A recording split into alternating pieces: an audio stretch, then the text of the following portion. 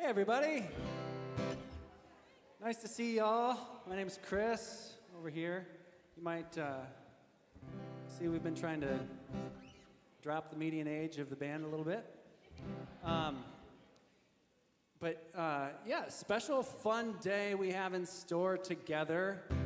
And I will say, so this is Thea and Brielle, and they're going to share this first one with us. Brielle specifically, is a Swiftie, and so we decided we were going to get in on a little bit of the Taylor Mania, and she rewrote one of Taylor's songs to welcome Ian specifically this week, and so we hope that you will enjoy it. This is called Welcome to Fabric.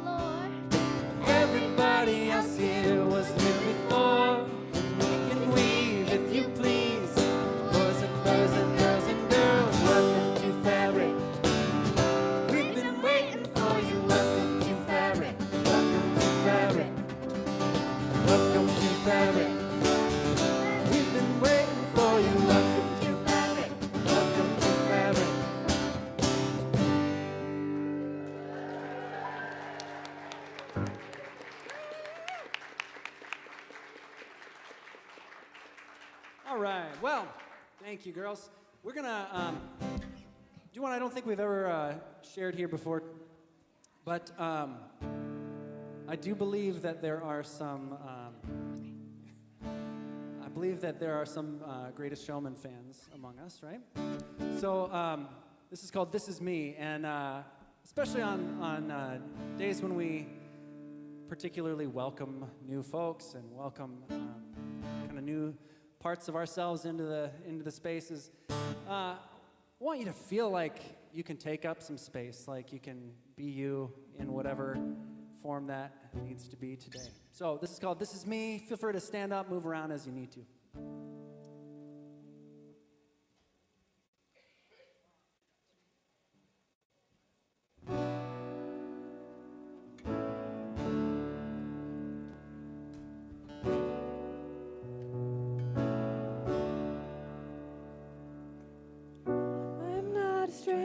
To the dark, hide away, they say, 'cause we don't want your broken parts to be ashamed of all my scars.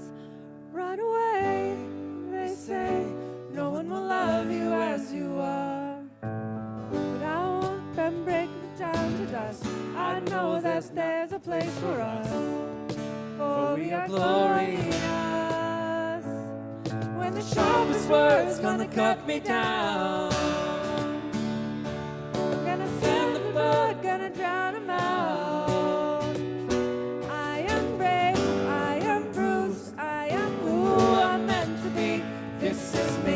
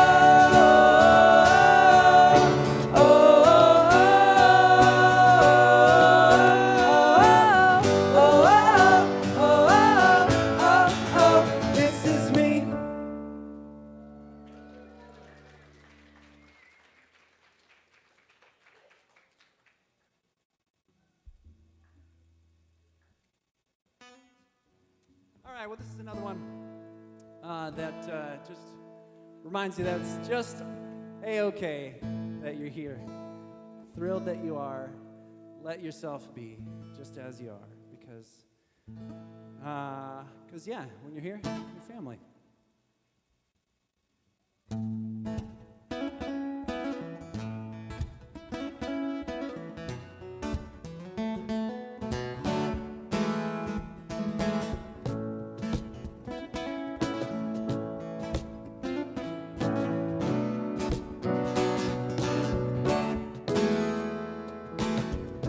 Keep on moving, keep your head up.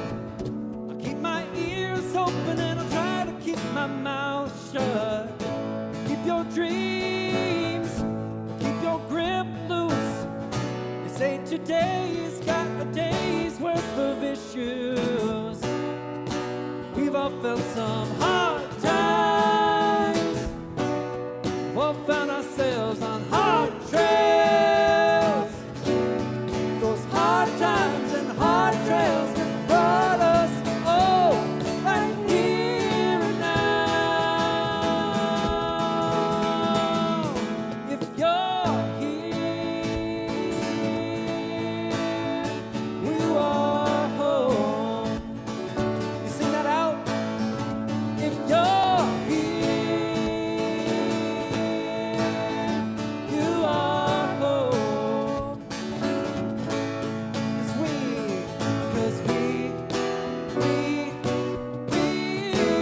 are family.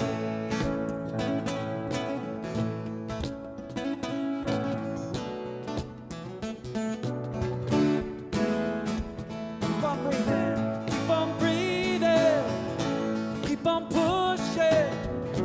You might find what's happening surprising. Keep that front strong, keep that front soft, keep that wild heart of yours beating. 'Cause we've all felt some hard times, we'll find ourselves on hard trails. Those hard times and hard trails brought us all right here and now. If you're here,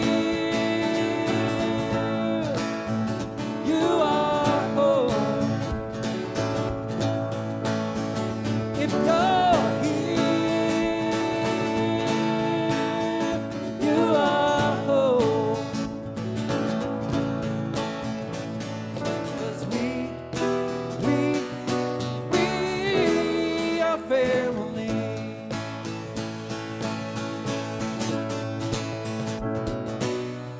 'Cause home is more than handcuffs. Family's more than blood.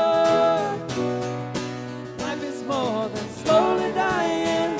We got space to make it good. If you're here, you are home. Can you clap with that? If you're here, you are home. If you're here, you are home. You're here, you are home.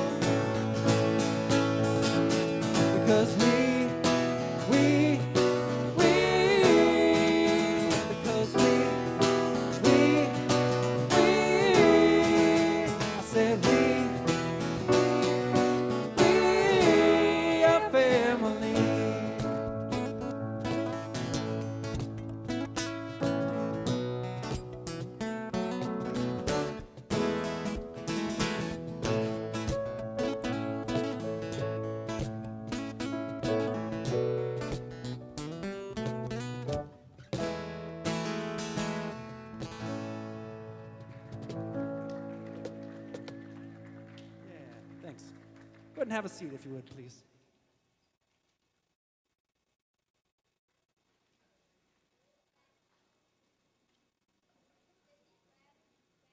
Good morning, everybody. Welcome, and thanks for being a part of Fabric today, however you're joining in. My name is Katie. One of many Katies and Kates in this place, but I'm special in my own way. So, as you all know, today's a very special day. And the reason is because it's the first Sunday after the first real snow this winter. Yes, so I got to pull out the shovel before I drove to work the other day. That's one reason. So I'm very excited. I'm actually a little bit nervous too, because this is my very first day giving a welcome before the very first day of the new guy. So I'm very excited. I also want to say that in addition to the new guy, we get Rachel, and we get Raleigh, and we get Sacred. I'm very excited. So you'll get to hear a lot from Ian today, but I want you all to just remember Rachel's out there saving lives every day. So anyhow, we're very excited. So speaking of first days, if it happens to be your first day here, we do have coffee and tea just around the corner and water. Straight down the hall and to your left are kind of traditional school bathrooms with a traditional bathroom fountain sink. And then if you follow the signs, take a left, then a right, then a left, then a right, you're gonna find another bathroom, which is gender neutral, wheelchair accessible. There's a changing table. So that is down the hall.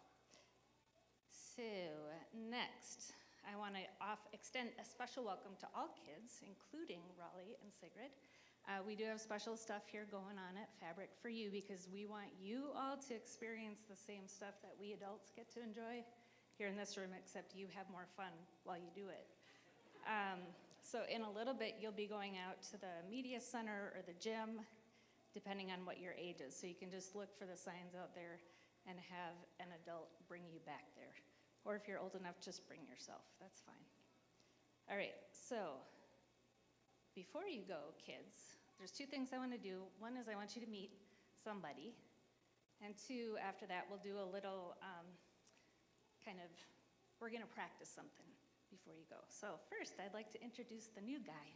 Can you come up, please, new guy?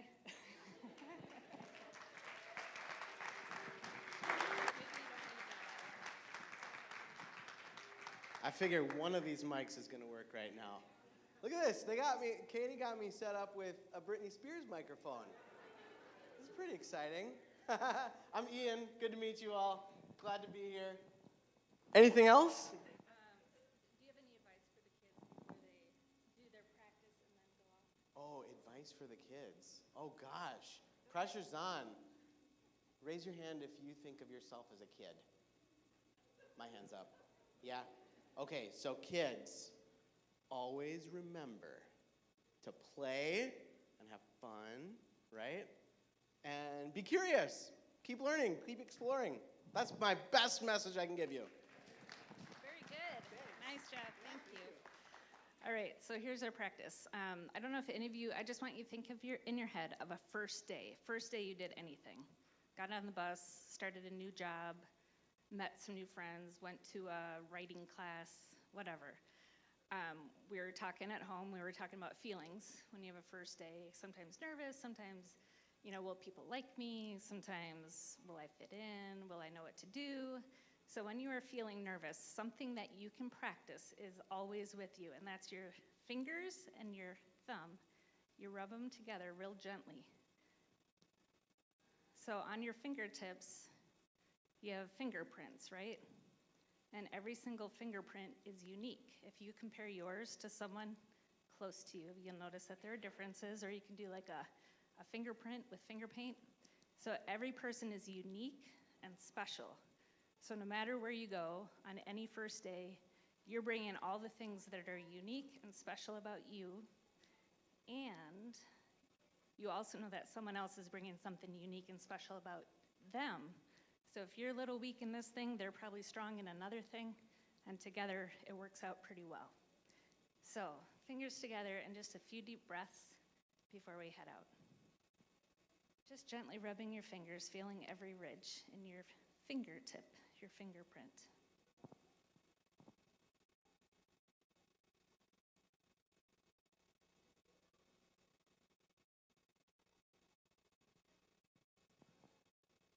All right. Thanks, everybody. Kids, you are free to go. Enjoy.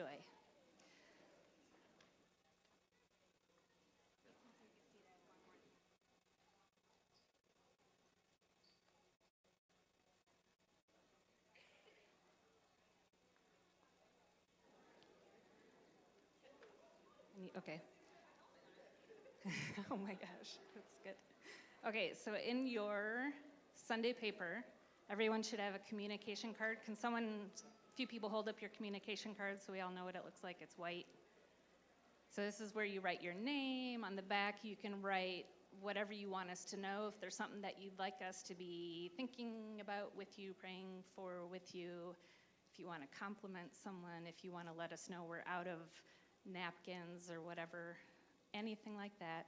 So at the end, toward the end, these little baskets that look like hats on the end of the row, they'll go by at the end of the service and you drop your communication card in there. And that's proof that you've been here. We don't use it for any nefarious purposes. It's just to connect. All right. So just a wee bit about fabric. I told you my name is Katie. I'm going to keep this short, but we talk a lot about sharing fabric because we talk about fabric like most of the people who could be fabric aren't here yet. I was at a retreat this weekend, and it was with other nurses, and it was very woo-woo. Yoga and breath work and walking in the woods, which is not woo-woo, it's awesome. But I was talking with a friend last night saying I had to leave early this morning because I wanted to be here, like I wasn't going to miss this first Sunday after the first snow of the winter.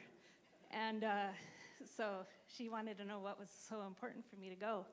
And I said, well, I'm going to church. I was part of this, I hate talking about church. I was part of the search team to find Ian. And what I told her was, I'm part of this community, it's called Fabric. Also a little woo-woo if you think about it. Woven together. I love it because it talks about being interconnected, but it still feels weird to talk about for me. And I told her that I grew up in a church where our faith was central, but it was, long story short, it was kind of a lot of baggage for me and a lot of hurt and a lot of stuff I had to let go of. And I realized through being on the search team, as I had to continually articulate, what is this community about? And think about who is it that we're looking for, post Greg. And the more I went through that, the more I realized how healing this community has been for me. So I just want to thank you all.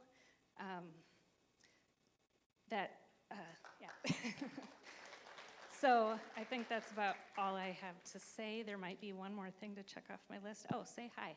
So when you say hi to each other, find someone hopefully that you don't know as well, and just talk about any first day experience, whatever you want to say. So just take a couple minutes and do that. Nice to see you all.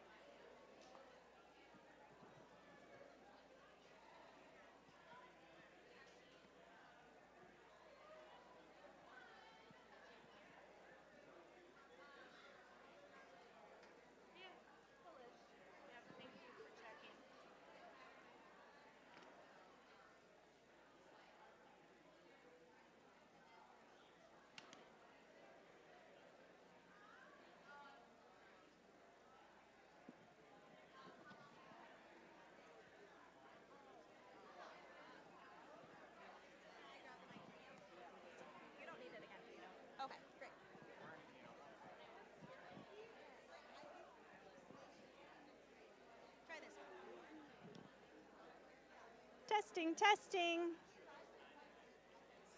Hello. Yay! They might be able to hear me here too. This is Melissa saying hi to all of you live streamers who might be off on adventures this weekend or checking out Fabric for the first time.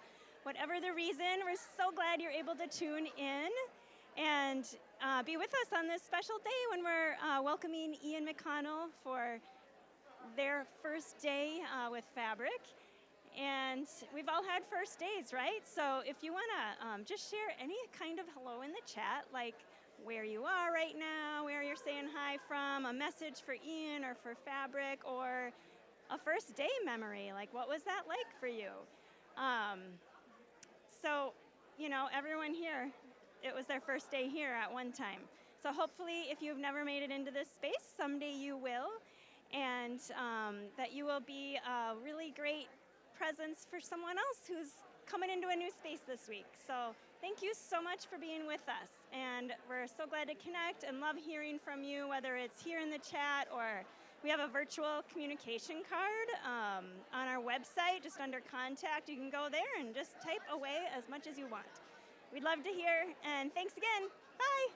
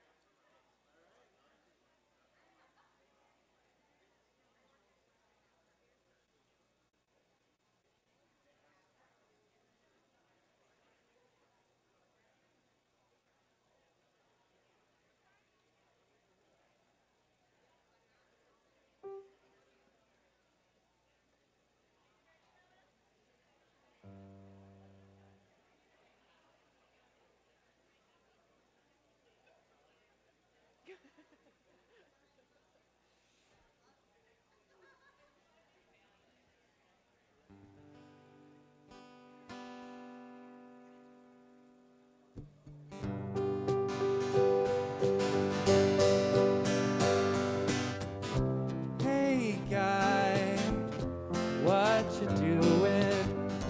Hey guy, where you going? Who's that guy? Who's that guy? Who's that guy? It's Ian. Oh! and so begins season 1 of New Guy. Good morning, everybody. It is so good to be. That's awesome, man. Wow. So good to be with you all. So yeah, I'm new here. I'm Ian. It's good to see you in the flesh. I've been saying kind of all morning, it was really kind of a stunning thing to walk in here and realize this isn't just a two-dimensional YouTube space, but you exist in person. That's very cool.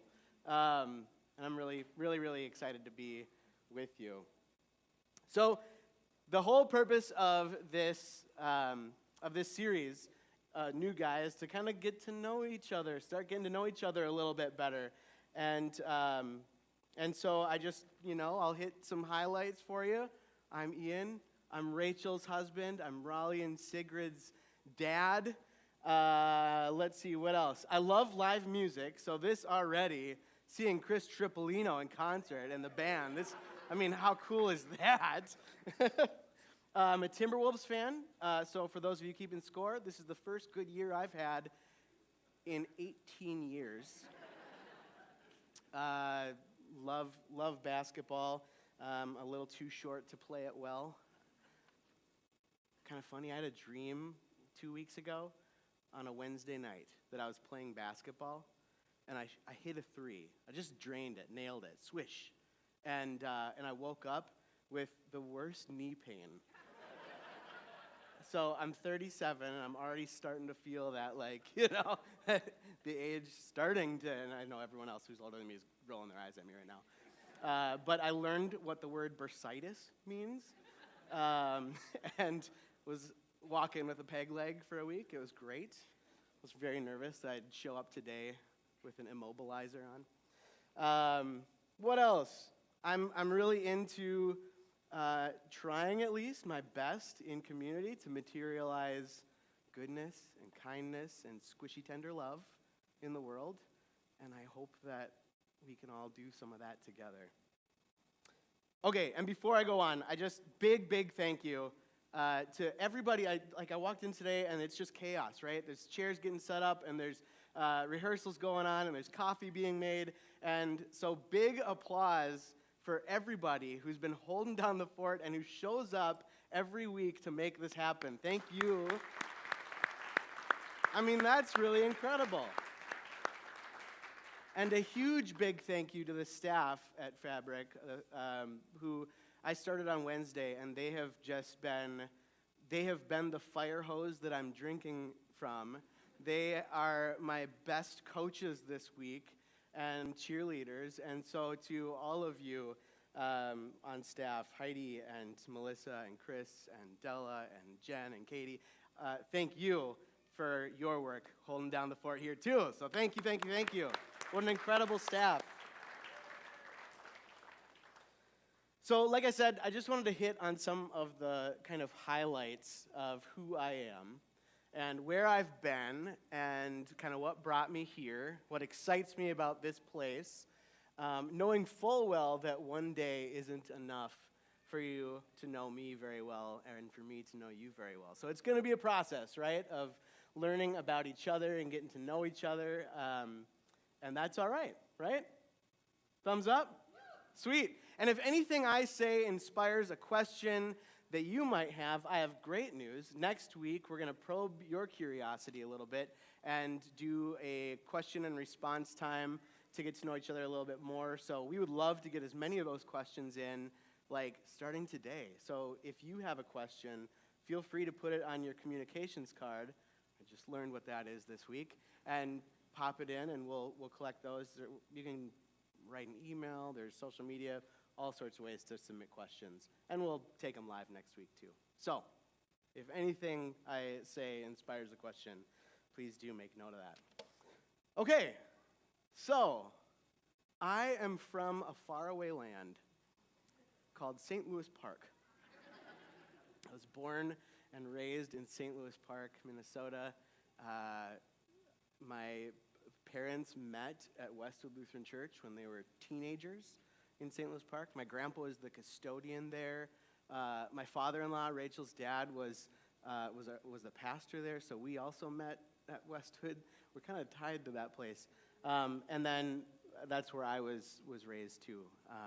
So far away on the other side of Uptown. And I loved it. I had a great experience growing up there. Good to be an Oriole, tweet, from St. Louis Park. It was also in St. Louis Park and growing up in the church that I kind of had my first existential crisis of faith and belief and, like, who am I? We're learning, it was sometime right around 7 years old, I was diagnosed with type 1 diabetes. And so sometime after that, I got thinking about life and death a lot. When the doctor said, you have type 1 diabetes, he was kind of saying it like, this is a livable thing. I thought it was a death sentence. So of course, at 7 years old, I'm like, oh my God. And so I started having these questions like, so the universe is how big? And we are how small? And insignificant in the grand scheme of things, and yet I am the central character of my story. And furthermore, what does it feel like the moment after you die? got real dark, real young. And so I would lay, of course, these thoughts come, when can you guess that they would come? At night, yeah. Trying to fall asleep. The time when a 7-year-old is busy making plans and has a lot of needs. And so I would yell out, Mom, Dad, help, I got to talk about this. And my dad would come in night after night after night. And I would have the same questions, right? What happens to us? Why are we even here? Is there a point to any of this? And after a while, it was probably just a few nights, and he, as a young dad himself, probably going, I have no idea what to say to this. But he eventually would just put his hand on my chest, and he would say, Ian, I don't know, but we're here now, and I'm glad for that. Wow. And that has been, for me, a foundational posture toward all of this. I don't know, but we're here now, and I'm really glad about that. He eventually brought me into Pastor Tom, one of my favorite people, Tom Hunstead. He was our youth pastor, and now my father-in-law. And so, really love him. And he told me when I asked him these questions, what happens to us? What's the point of any of this? What does it feel like after we die?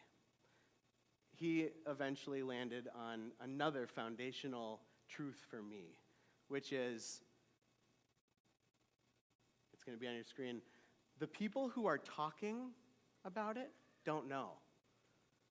And the people who know aren't talking anymore. I thought, all right, yeah, that's pretty good.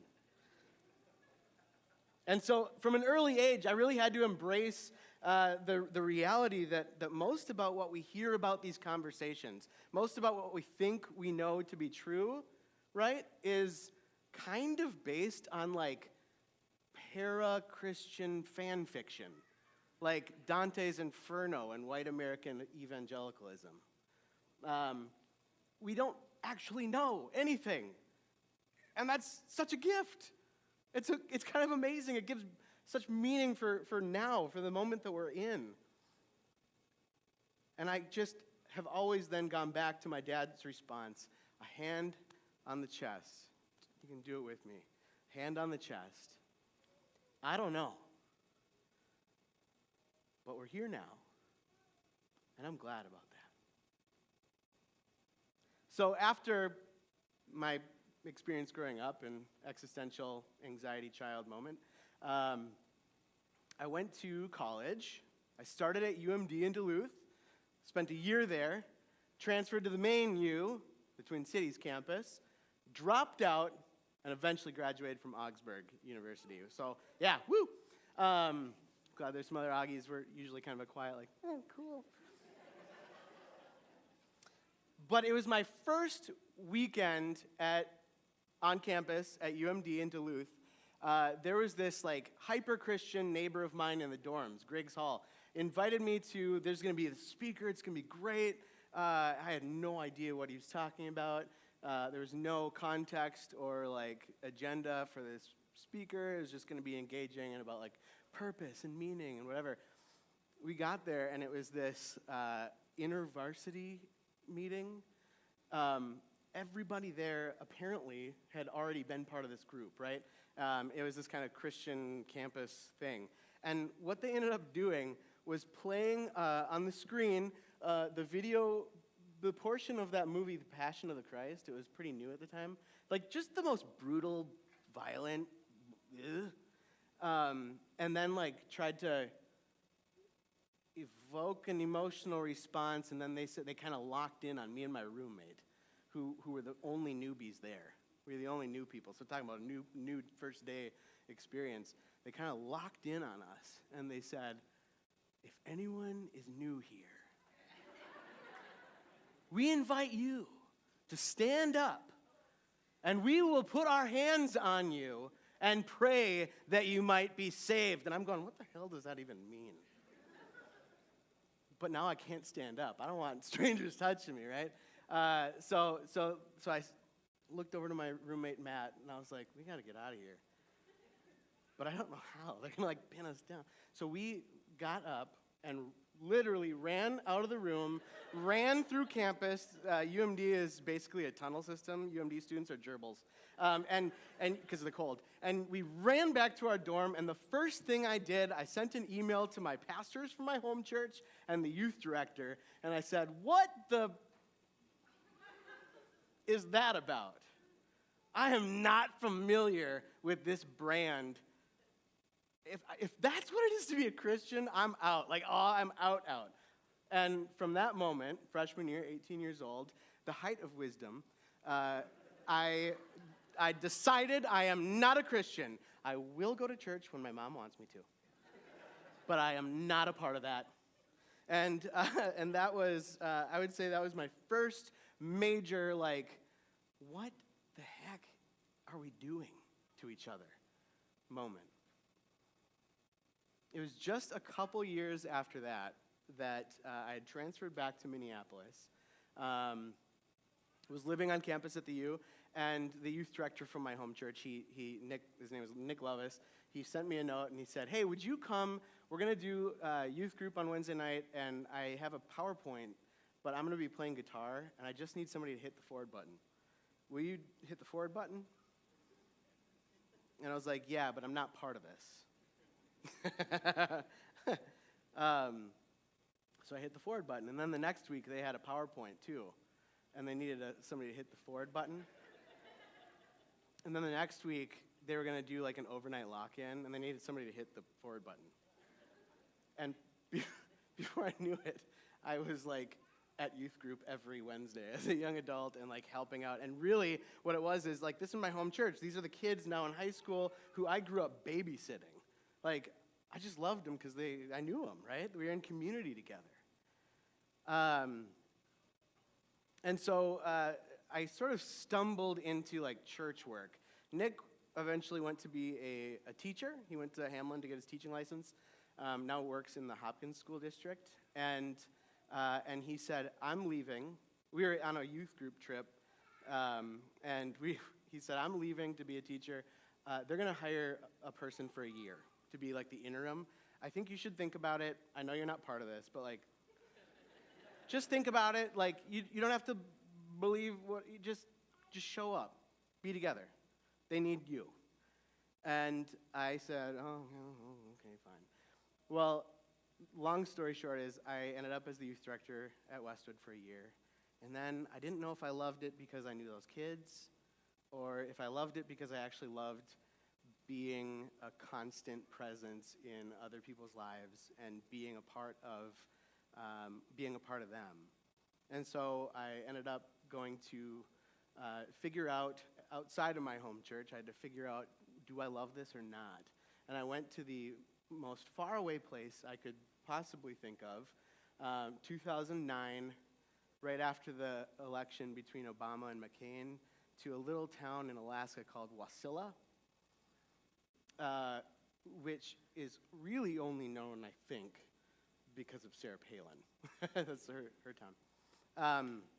So I went there, and I worked at Good Shepherd Lutheran Church for 3 years. They said, we give it one winter and one summer, and then you can leave. And I said, great, and ended up doing 3 years there. Came back to Minnesota. I worked at Elk River Lutheran Church in Elk River, Minnesota. Are you from Elk River? My dad is. Fantastic.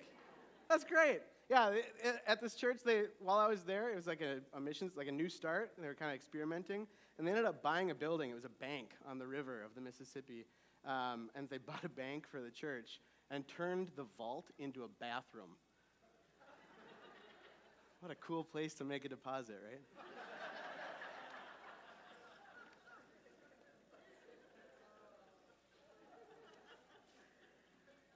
I love poop jokes. I have a 5-year-old. Where am I? So then I went to seminary because everyone was saying, you should really think about going to seminary and learning theology and being a pastor and whatever. So I kind of reluctantly enrolled in seminary. And while I was there, there's this 2-year course you have to take. It's 4 semesters long, called Christian Public Leader. And they would bring in speakers from other churches and like theologians and practitioners in like, lobbying and certain activism and all that, and saying, the world is changing and the church needs to too. But the church isn't ready to change, so figure it out. And no pressure. And while I was in that class, there was this pastor who came in. His name was Greg Meyer, and he's a part of this community called Jacob's Well. Have you heard of it? And while he was talking, I remember thinking, this is kind of a unicorn. Like, this can't be real. Like, he gets to facilitate conversations about stuff that actually matters to people.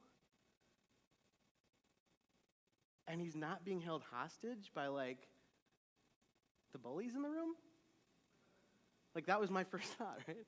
Like, that's impossible. I could never be a part of anything like that. And I just kind of held on to that. And now... So eventually I was ordained 5 years ago yesterday. It was when I was ordained as a pastor. Thank you. Yeah! They apparently give you, like, magic hands. I'm still trying to figure out what that... Weird. And I spent nearly 6 years. I was working at the church I was at for 6 years, doing ministry for youth and young adults, emerging generations, and it was a good learning experience in a big suburban church in Edina called Normandale. That's where I was. But throughout all the experiences that I've had, I've recognized that there can be a real disconnect. Hi, Sig. There can be a real disconnect between what spiritual communities like churches have historically been and how they see themselves and how they could be versus how they actually operate. In a time like ours, like, things are shifting, right? The world is changing at a rapid pace, and I feel like when there's a heightened anxiety in the world, we have a tendency to prioritize, and I know this is language you've used here, we prioritize our preferences over our purposes, right? I'm really grateful that that's language that you already are familiar with. And that was primarily my experience in congregations, where I'm trying to do a new thing and, like, engage people in real ways. Like, we can talk about the stuff that we lay in bed at night and call out to Dad, the stuff that makes us nervous. We can talk about that. And then a few years ago, I listened to a podcast. I don't even remember the name of it, but this Franciscan priest, Richard Rohr, is his podcast, and he was talking about sort of the trajectory of Western Christianity over time, from its roots all the way to now. And so there's a slide here, and what he said is that what Jesus and the early church offered in Israel and Palestine was an experience, or a movement. And then it moved to Greece, and it became philosophy. And then it moved to Rome and Constantinople and became organized religion. And then it moved to Europe and became culture. And finally, it landed in North America and became a business.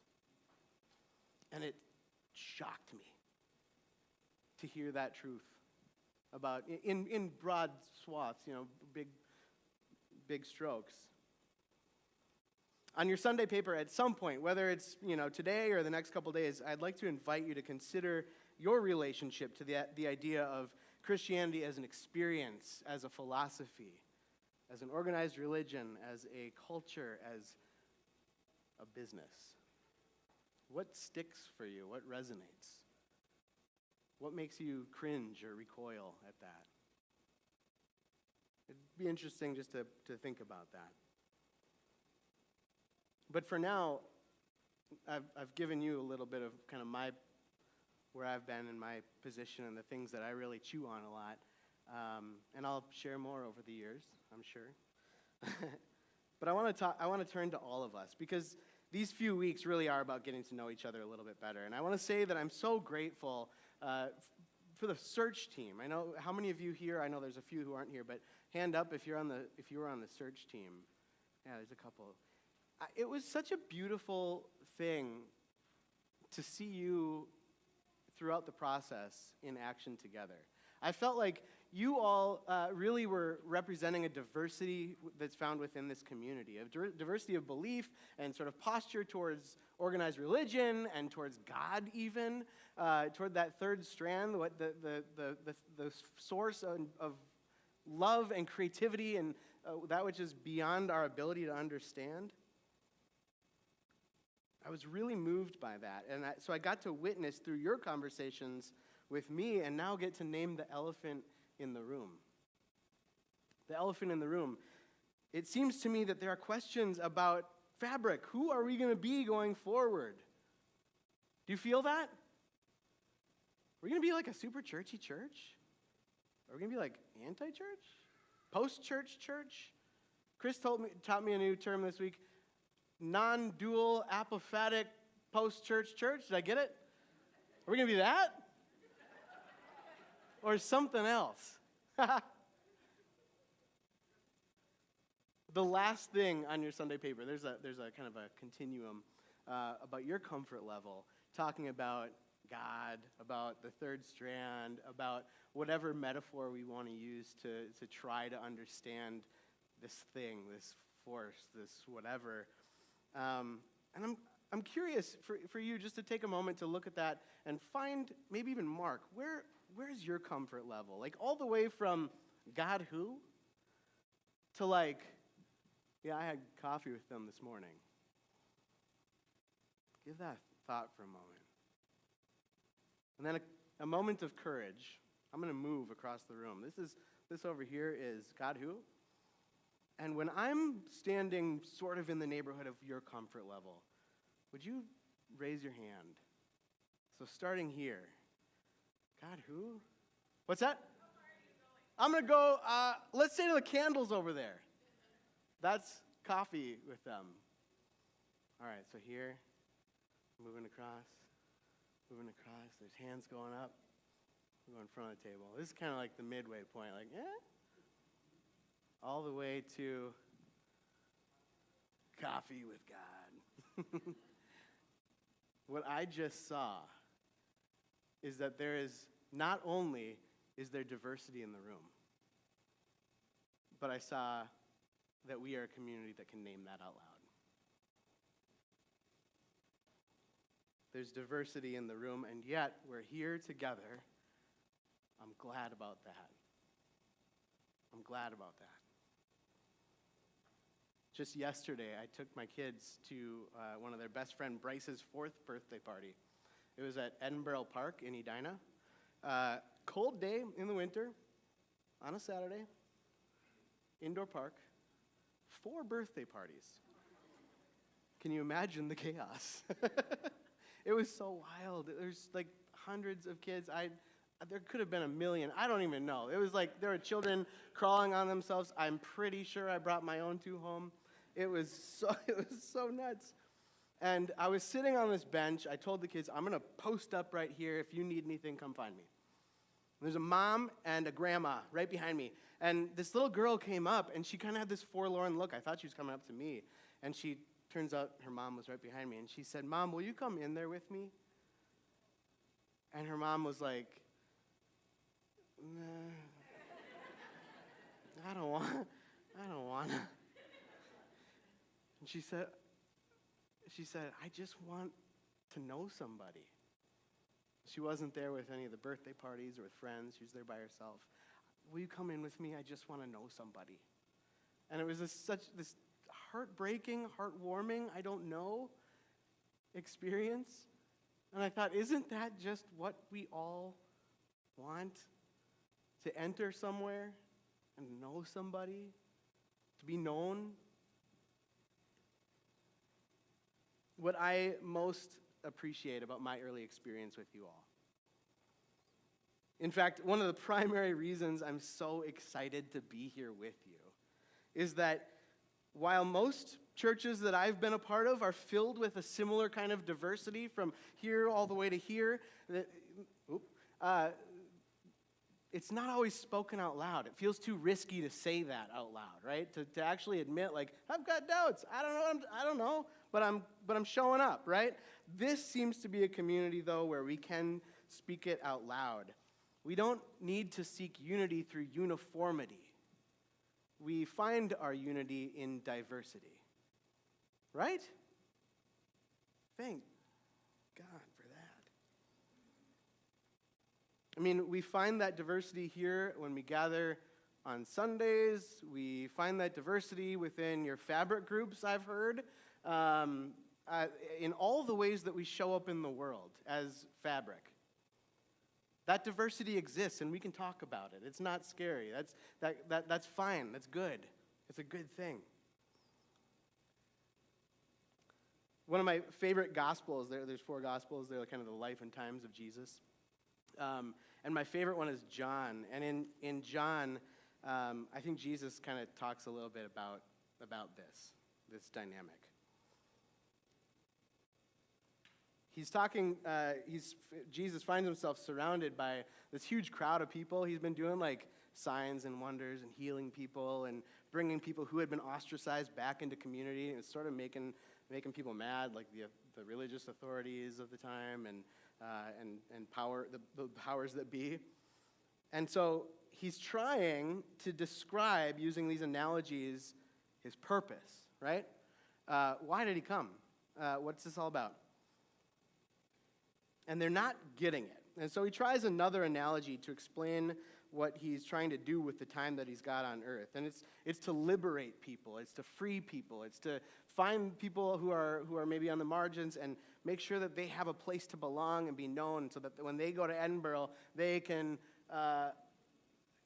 play with somebody they know. Here's what it says. It's in John 10. If I can find it. Here it is. Jesus said, I tell you for certain that I am the gate for the sheep.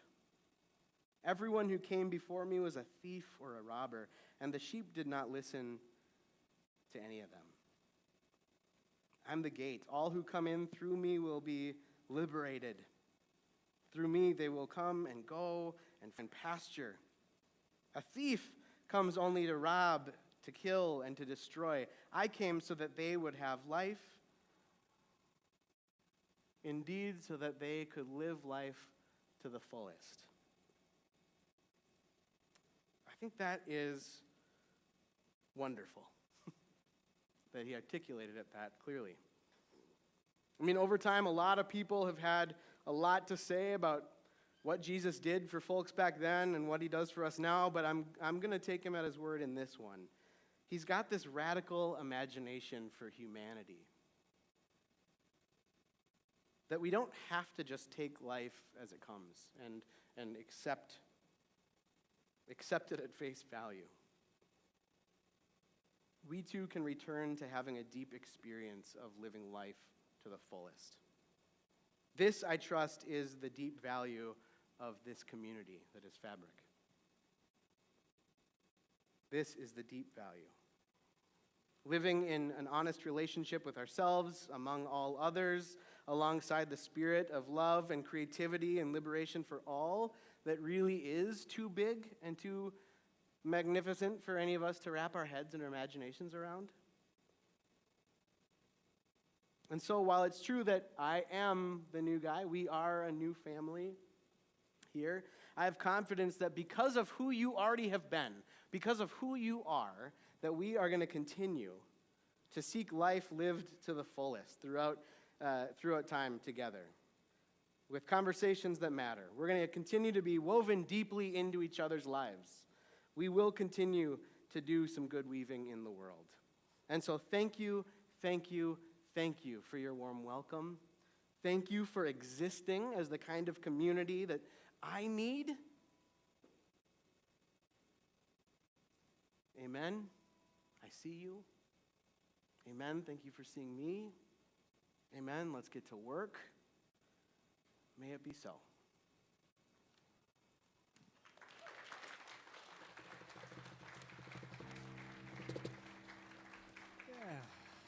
All right, well, this is a great time to pass those white baskets, if you would. Put your communication cards in there. If you have brought gifts to share for the support of this community financially, you're welcome to put those in there. I know a lot of that happens online. And if you're a guest, if you're a visitor, you know, you're new around here, any of that, whatever, just know that we don't expect that of you. We are grateful that you're here, and that feels like plenty a gift for us.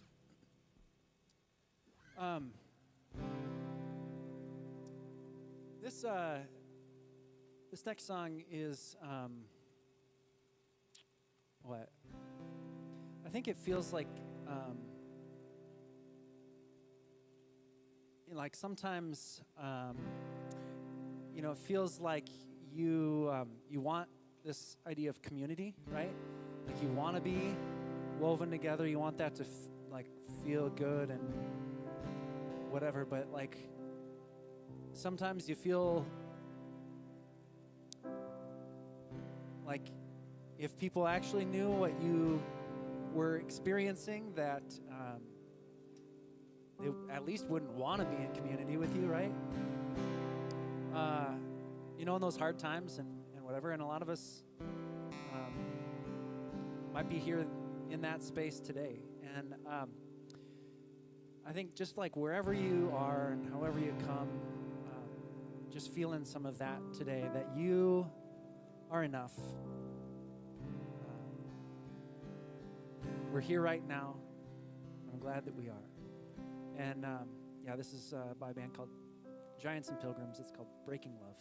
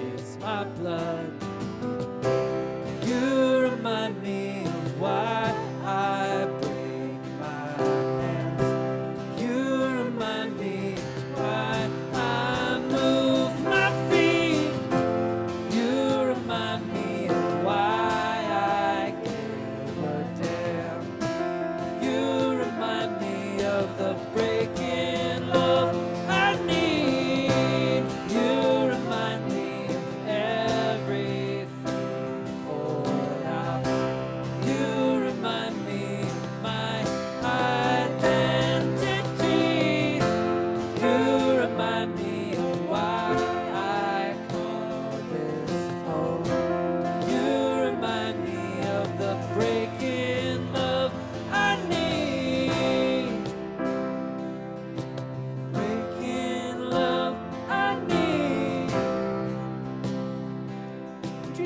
up and sing this last part?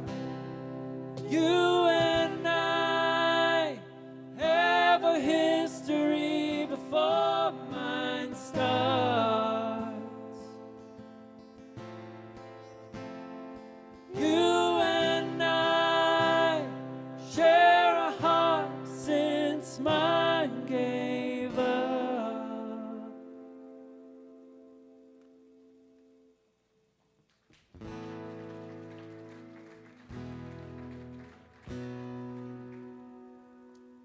All right, well, Aaron's going to lead this last one.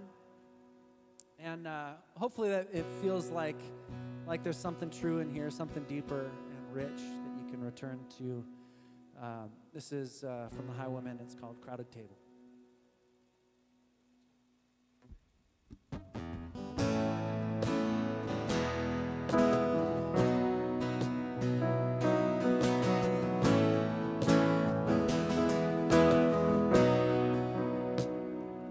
You can hold my hand when you need to let go. I can be a mountain when you're feeling valley low. I can be a street light showing you the way home. You can hold my hand when you need to let go. I want a house with a crowded table and a place by the fire for everyone. Stay on the world while we're young and able. Bring us back together when the day is done. If we want a garden, we're gonna have to sow the seeds. Plant a little happiness, let the roots run deep.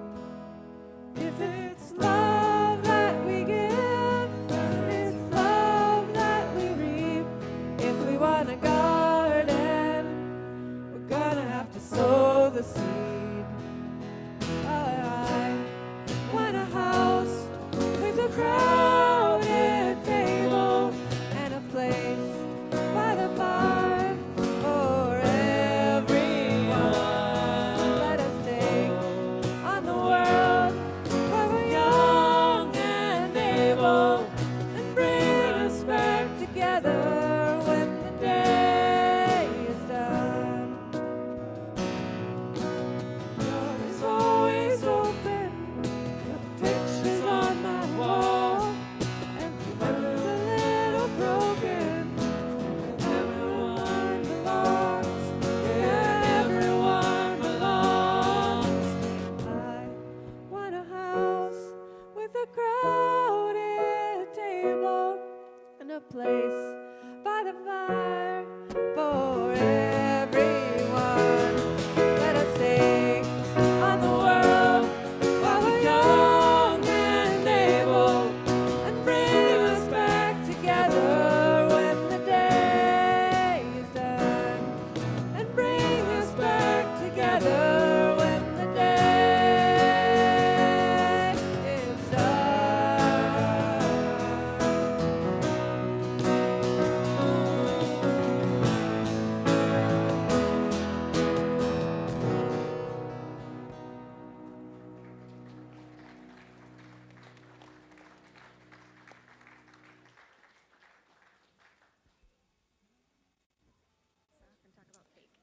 Okay. This is one of those moments that, like, I'll do it. I don't know what we're doing. My understanding is now we're going to be sent out, except at, the homework. I need a Sunday paper. Thank you. That might even be from last week. I'm not sure. So, hi, Raleigh. Okay, so this week, I would invite you, whether it's just a few times or every day, to take a few minutes to pause and consider what it would mean for you to experience abundant life lived to the fullest. if you can afford yourself that time, even to jot some notes down or talk about it with a trusted friend, might be a good opportunity. And so with that, let us be fabric in the world, but first, eat cake. There's cake out here. Thank you all. Have a beautiful day. Thank you. Hi, I'm Hi, Jill. I'm Ian. That was fabulous. Great to meet Welcome. you. Thank you so much. Yeah.